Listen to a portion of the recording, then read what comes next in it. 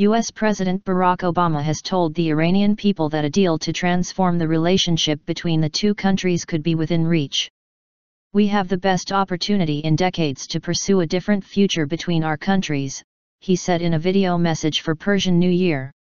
6 world powers are negotiating a deal aimed at limiting Iran's nuclear activity, with the March deadline near.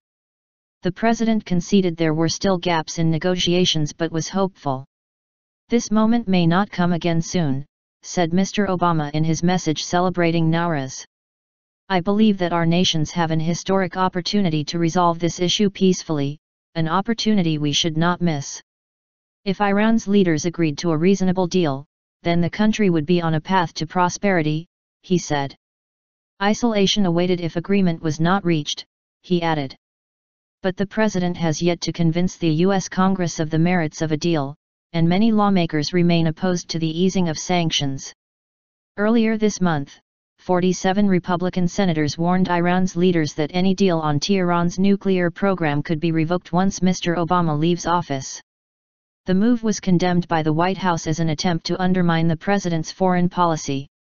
According to unnamed officials talking to Associated Press news agency, the deal being hatched in the long-running talks will commit Tehran to a 40% cut in the number of machines it could use to make an atomic bomb.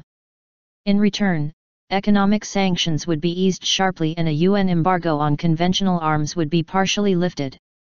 The sticking points are thought to include the pace at which sanctions would be lifted, how long the deal will last and how much Iran's nuclear facilities will be open to inspection.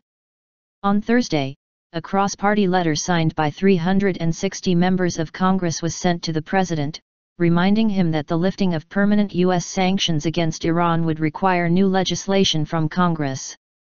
Iran insists its nuclear program is solely for peaceful purposes, but members of the international community fear it has military ambitions. On Thursday, U.S. Secretary of State John Kerry and Iranian Foreign Minister Mohammad Javad Zarif met for the 4th consecutive day in Switzerland.